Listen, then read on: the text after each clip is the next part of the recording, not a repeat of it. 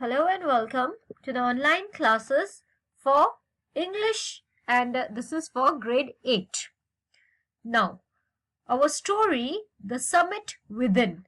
This is from our English reader book, Honey Dew. This is chapter number 5, and this is a story about Major H.P.S. Ahluwalia. Okay? And he was among the successful Indian people who climbed the Mount Everest.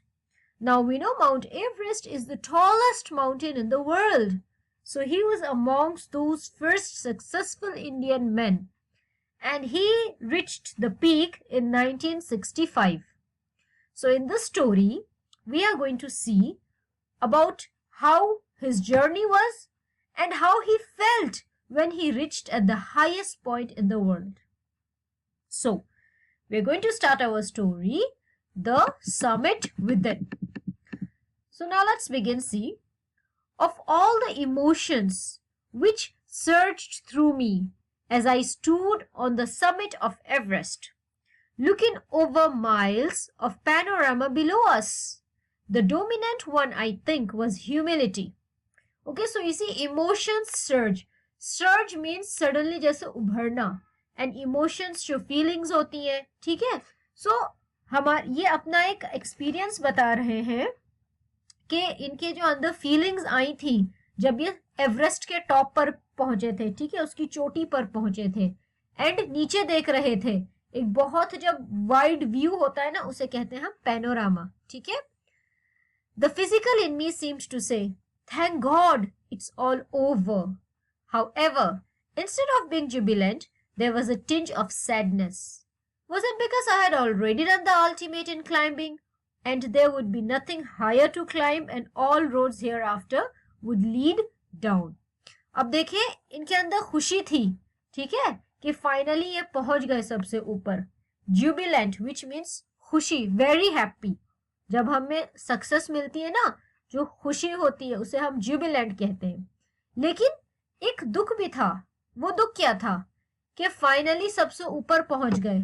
अब इससे आगे और कुछ नहीं है चढ़ने के लिए. This is the top. यही थी limit. By climbing the summit of Everest you are overwhelmed by a deep sense of joy and thankfulness. It is a joy which lasts a lifetime. The experience changes you completely. The man who has been to the mountains is never the same again. अब देखिए, जो summit of Everest है, that is the highest point of it. Okay, so अपने experience में हमें बताते हैं कि जब हम पहुंच गए सबसे ऊपर, ठीक है, एवरेस्ट की चोटी पर सबसे ऊपर, हमारे अंदर खुशी होती है and thankfulness.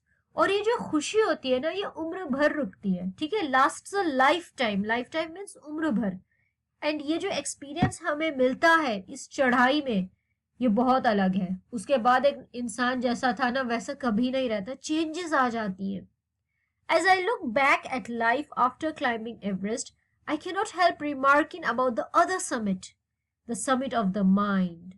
No less formidable and no easier to climb. अब देखिए, summit की बात कर रहे हैं हम. summit, that is the highest level of something. So, when ये अपनी एक एक्सपीरियंस बता रहे हैं कि जब ये सोचते हैं कि हाँ, मैंने एवरेस्ट की चढ़ाई करी थी, लेकिन उसके साथ साथ ये एक और बात सोचते हैं कि अपने मन को हम कितना पहचान सके, ठीक है, उसे हम कितना समझ सके. वो इतना इजी है क्लाइंब करना या नहीं, मतलब अपना जो हमारा एक माइंड होता है. Even getting down from the summit, once the physical exertion is gone, I began asking myself the question why I had climbed Everest. अब देखिए, जब ये चढ़ाई पे से नीचे उतरे थे, ठीक है, and physical exertion, exertion means थकान. सो जब फिजिकली इनकी सारी थकान खत्म हो गई, इन्होंने अपने आप से सवाल किया कि मैंने ये चढ़ाई करी क्यों, मैं माउंट एवरेस्ट पर क्यों चढ़ा.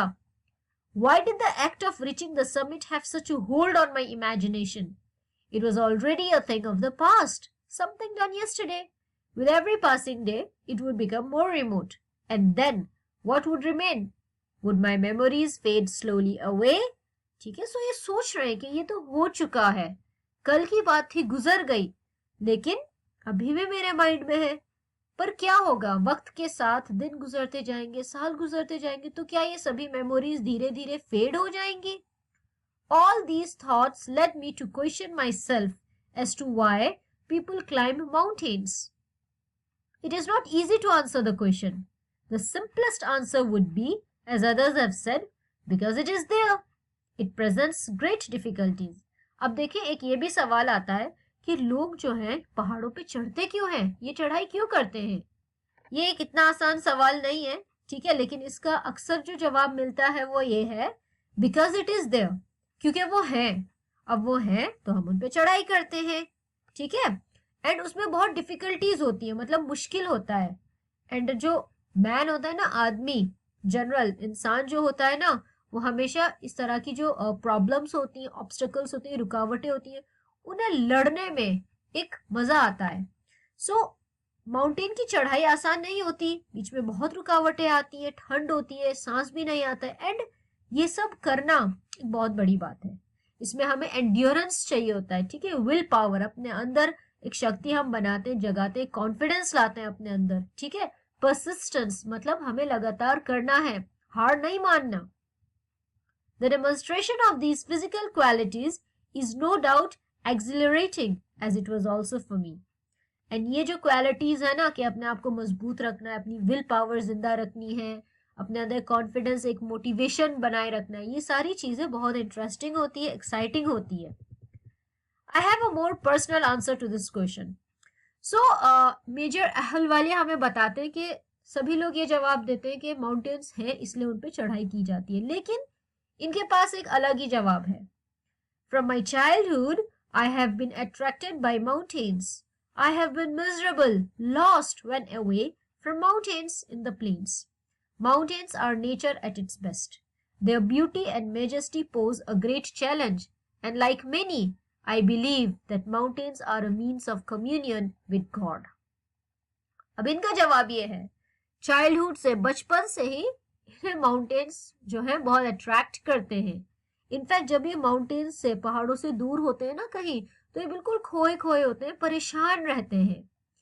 उनकी जो खूबसूरती होती है, ठीक है, और जिस तरह से वो खड़े हैं, एक राजा महाराजा की तरह अपनी ताकत दिखाए हुए, एक चैलेंज दिखा रहा है पहाड़ के, मुझ पे कौन चढ़ाई कर सकता है. सो ये देखकर ये हमेशा बहुत एक्साइटेड होते थे. एंड साथ में ही इनका कहना था कि जो माउंटेन्स होते हैं ना, उन पे चढ़ाई करना एक ऐसी फीलिंग देता है जैसे हम गॉड के साथ एक रिलेशनशिप, एक फीलिंग बना रहे हैं.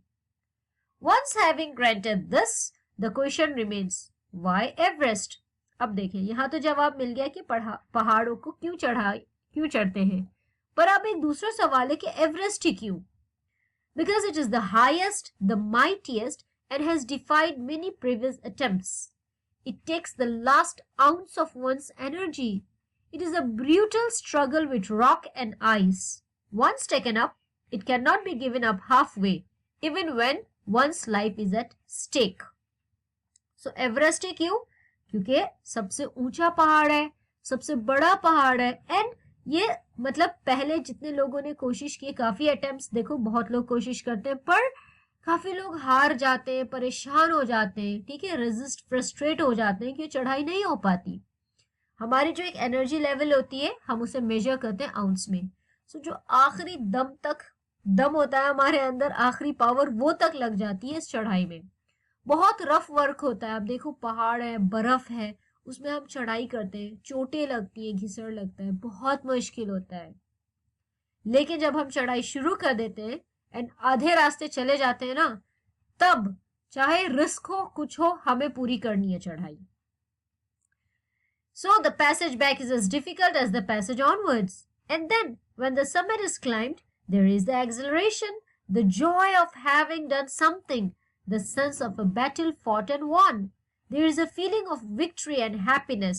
अब देखें, अगर आधे रास्ते हार मान जाते हैं तो नीचे जाना भी मुश्किल होगा, ऊपर जाना भी मुश्किल है. सो इट्स बेटर कि आप पूरा करें. एंड फाइनली जब ऊपर चोटी तक पहुंच जाते हैं, फिर क्या, फिर तो एक्साइटमेंट है, खुशी है कि हाँ कर लिया, जंग जीत लिए, ठीक है, बैटल दैट इज लाइक अ जंग, जीत ली, वो लड़ाई जीत लिए, ठीक है. And victory that is win, हम जीत चुके हैं, एंड खुशी होती है, ठीक है. सो हमें ना हार नहीं माननी चाहिए, चाहे कितना भी डिफिकल्ट हो रास्ता. Glimpsing a peak in the distance, I get transported to another world. I experience a change within myself, which can only be called mystical by its beauty, aloofness, might, ruggedness, and the difficulties encountered on the way.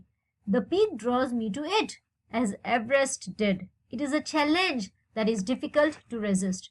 So you see, एक सोच है, एक इंसान की सोच बन जाती है कि हमें ये चढ़ाई पूरी करनी है, ठीक है, एक खुद से चैलेंज हो जाता है ये. Looking back, I find that I have not yet fully explained why I climbed Everest. It is like answering a question why you breathe. अब देखें, अक्सर मुझसे पूछा गया था कि मैंने एवरेस्ट की चढ़ाई क्यों करी, लेकिन ये एक ऐसा सवाल है जैसे कि कोई आपसे पूछे कि आप सांस क्यों लेते हो, आप इसका क्या जवाब देंगे? या आप अपनी पड़ोसी की मदद क्यों करते हो, ठीक है, या आपको कुछ भी अच्छा क्यों चाहिए? सो इस तरह के ये ऐसे क्वेश्चंस हैं जिनका आंसर फाइनली मिलता ही नहीं है. And then there is the fact that Everest is not just a physical climb. The man who has been to the mountain top becomes conscious in a special manner of his own smallness in this large universe. अब देखिए, Everest को हम सिर्फ physically नहीं चढ़ते हैं, हमारा जो माइंड होता है ना, कॉन्शियस हो जाता है. मतलब हमारे अंदर एक अलग टाइप की फीलिंग, सोच, अवेयरनेस आ जाती है कि इस इतनी बड़ी दुनिया में ये एक एवरेस्ट है, उस पर हम चढ़े हैं. माउंट एवरेस्ट बहुत बड़ा है, बहुत लार्ज है. आप रिसर्च किया करो, गूगल पे सर्च करें, it's very very large. The physical conquest of a mountain is only one part of the achievement. Conquest means win, ठीक है, जीत. सो फिजिकली अगर आप पहाड़ चढ़ भी जाते हैं, ये एक अचीवमेंट है. There is more to it than that. It is followed by a sense of fulfilment. There is the satisfaction of a deep urge to rise above one's surrounding. It is the eternal love for adventure in man. The experience is not mere physical, it is emotional, it is spiritual. अब देखिए, physically चढ़ाई कर ली है, लेकिन उसके बाद फिर इंसान जो होते हैं ना, रुकते नहीं है. उसके बाद हमारे अंदर एक और अर्ज होता है, मतलब डिजायर होता है, एक ख्वाहिश होती है कि हमें और भी उठना है, हमें और करना है, ठीक है. और एडवेंचर्स इज न्यू एक्टिविटीज जिनमें रिस्क होता है, डिफिकल्ट होता है, डेंजरस होता है. ओके, सो खाली फिजिकल एक्सपीरियंस नहीं होता, इमोशनली भी हम फील करते हैं, स्पिरिचुअली भी हम फील कर सकते हैं इसे. Consider a typical climb towards the summit on the last heights. You are sharing a rope with another climber. You form in. He cuts the steps in the hard ice. Then he belays and you inch your way up. The climb is grim. You strain every nerve as you take every step. अब देखें, practically सोचें इसको, जो चढ़ाई होती है, ठीक है, लास्ट हाइट्स पे एक बहुत स्ट्रॉन्ग रस्सी होती है जो हम शेयर करते हैं एक और क्लाइंबर के साथ, चढ़ने वाले के साथ, ठीक है. अपने आप को स्ट्रॉन्ग बनाओ, पकड़ो. अब पहाड़ पे बर्फ होता है, ठीक है, जो हिमालयस के माउंट एवरेस्ट है, इन पे बहुत बर्फ होता है. सो बर्फ में से ना कटाई करते हैं, स्टेप्स बनाते हैं जिसपे हम पैर रख के चढ़े. ओके, वो करेगा, उसके बाद वो रस्सी सेट करेगा, फिर आप एक एक इंच ऊपर बढ़ेंगे. वो चढ़ना बहुत मुश्किल होता है, आपकी हर एक बॉडी की पार्ट, बॉडी का नस उसमें लग जाता है, आपकी इतनी पावर लगती है उस चढ़ाई में, ठीक है. सो इस तरह से जो चढ़ाई होती है बहुत मुश्किल होती है. काफी लोग गिव अप कर देते हैं, हार मान जाते हैं, छोड़ देते हैं, क्योंकि ब्रीदिंग इज डिफिकल्ट. सांस लेना भी बहुत मुश्किल हो जाता है. यहाँ तक कि एक पॉइंट ऐसा आता है कि इंसान अपने आप को कोसने लगता है कि मैंने ये क्यों किया, आखिर ऐसी चढ़ाई का सोचा भी क्यों, ठीक है. सो कुछ ऐसे मोमेंट्स होते हैं कि हम सोचते हैं वापस चले जाएं, बेहतर होगा नीचे जाओ, सुकून से इंसान की तरह हम जिएंगे, ठीक है. लेकिन बहुत जल्दी दिमाग में से ये सोच खत्म हो जाती है और ये डिसाइड होता है कि नहीं, हमें अपनी चढ़ाई पूरी करनी है, ठीक है. So with this we end here and we will continue in the next video.